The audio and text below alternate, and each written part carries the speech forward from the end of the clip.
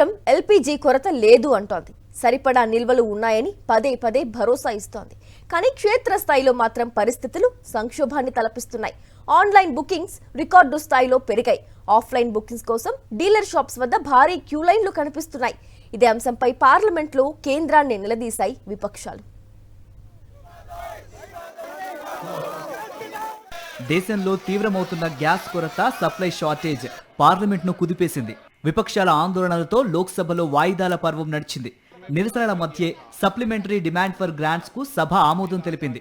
పశ్చిమాసియాలో యుద్ధం, భారత్ చమురు భద్రత, ఆర్థిక వ్యవస్థపై ప్రభావం అంశంపై చర్చించాలని విపక్షాలు సెషన్ తొలి రోజు నుంచి డిమాండ్ చేస్తున్నాయి. పార్లమెంటు లోపల వెలుపల నిరసన కొనసాగిస్తున్నాయి.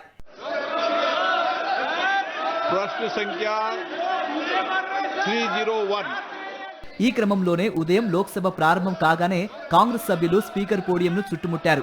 గ్యాస్ కొరతపై చర్చించాలని 8 మంది విపక్ష ఎంపీలపై సస్పెన్షన్ ఎత్తివేయాలని కోరారు. ప్రశ్నోత్తరాలకు సహకరించాలని స్పీకర్ ఓం బిర్లా పదే పదే స్పష్టం చేసినా విపక్ష సభ్యులు నినాదాలు ఆపలేదు. దీంతో తొలుత సభ 12 గంటల వరకు వాయిదా పడింది. వాయిదా అనంతరం సభలో అదే పరిస్థితి కొనసాగింది. మోదీజీ ఎల్పీజీ అంటూ నినాదాలతో సభను హోరెత్తించారు ఇండియా కూటమి సభ్యులు. బీఏసీలో నిర్ణయించినట్టుగా సప్లిమెంటరీ డిమాండ్ ఫర్ గ్రాంట్స్ పై చర్చించాలని కేంద్రం సూచించినా పట్టు వీడలేదు.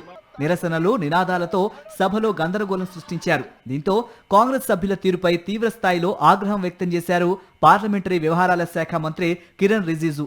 వాళ్ల నాయకుడిని సంతృప్తిపరచడానికి ఉద్దేశపూర్వకంగా సభా కార్యకలాపాలు అడ్డుకుంటున్నారని మండిపడ్డారు.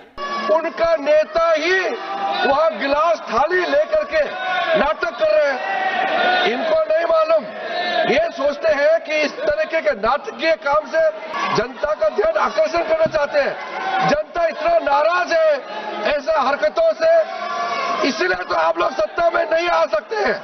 जनता ऐसा नकारात्मक, ऐसा आप लोगों का कारनामा, इस तरह का आप लोगों ने जो प्रदर्शित किया है कभी माफ नहीं करेंगे.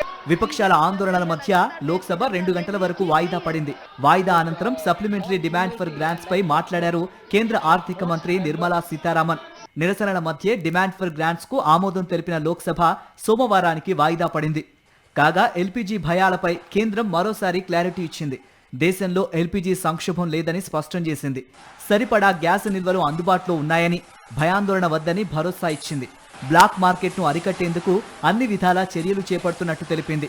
మార్చి 5వ తేదీతో పోలిస్తే గ్యాస్ ఉత్పత్తి 30% పెరిగిందన్నారు కేంద్ర పెట్రోలియం శాఖ జాయింట్ సెక్రటరీ సుజాతా శర్మ.